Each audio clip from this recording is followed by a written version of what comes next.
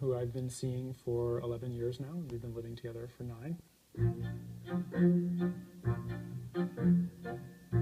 Pep and I have a standing date roughly twice a week. Coming back together and being together and communicating and being romantic. Just doing the normal stuff like cleaning the house and... It's Thursday night. I'm going to really sort of dip into this relationship that I have with them and really show them that I love them. And then I have a standing date, a standing once a week date with my other boyfriend. You know, and through that we get what we need.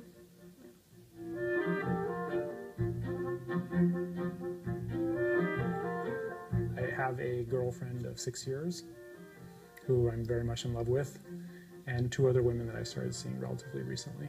I have another partner of about almost a year and a half now, and a play buddy that I see occasionally.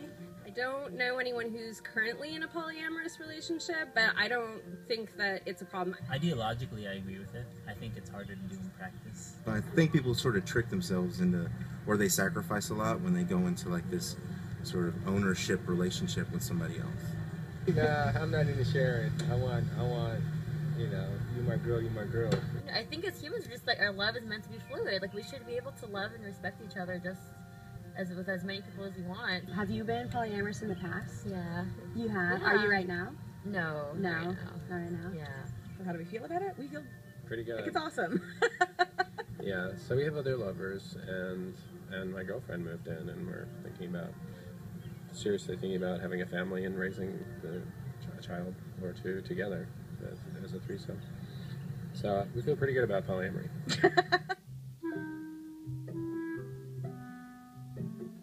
The way I date is I tend to have 2 or 3 really big relationships that are happening at a time. Very intense, very involved, people I see very often. Did you get tomato sauce?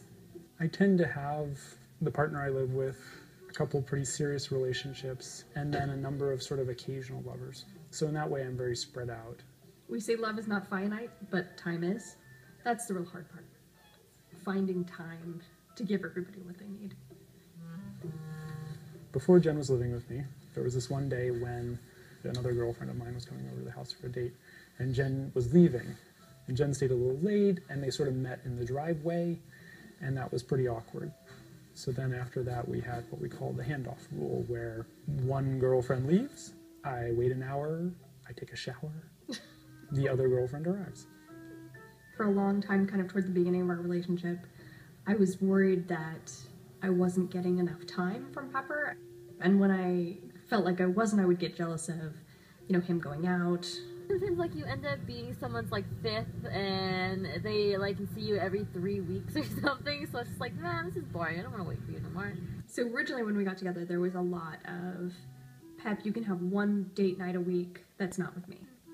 A little while later, I was like, oh, okay, I feel good about that. Okay, you can have 2 date nights a week. I don't think it's so different from a monogamous relationship. Like, obviously there is the extra constraint of like, oh, on Thursday night he's with his girlfriend, or I may end up having a date with someone. On some night he was hoping to do something, but mostly it's we use a Google calendar, of course. That's perfect. We just alternate, kind of just keep it even, and just, you know, so it's not rocket science. There's no formula. Now it's intention. If you have a week where you have all the dates 1 week, right, then that's okay. So long as when you look back on the time, you're like, yes, I spent enough quality time with Jen. Also early in our relationship, like he was just leaps and bounds ahead of me in partners, but I knew that if I gave it enough time, You would have all the relationships. and I would have all the relationships. And that pretty much happened. Yeah. Yeah. Poly allows you to do a lot of really interesting things. So where if you're partnered with somebody who is never going to the ballet, right, now you have other people who might take you or go with you. So it gives you a lot of opportunity to do things that maybe your main partner just isn't interested in doing. I like the idea. But I don't see it as relationships. I just see it as like a bunch of people I have really good connections with. Saying relationship just seems a little, I don't know. It just seems a little too confining. My expression of love to Sharon is that enjoy yourself. I want you to be happy. Have the sex that serves your sexuality. So that's an expression of love. it's a little hard for me to think of, you know, monogamy as saying, I love you so much that I'm not going to allow you to have sex with anybody else. Why is that I love you? You know, I don't quite get that. A lot of people sort of try non-monogamy on a lark, like, oh, let's just open our relationship, and like 3 months later the relationship is closed or over. Being polyamorous requires some commitment to non-monogamy itself.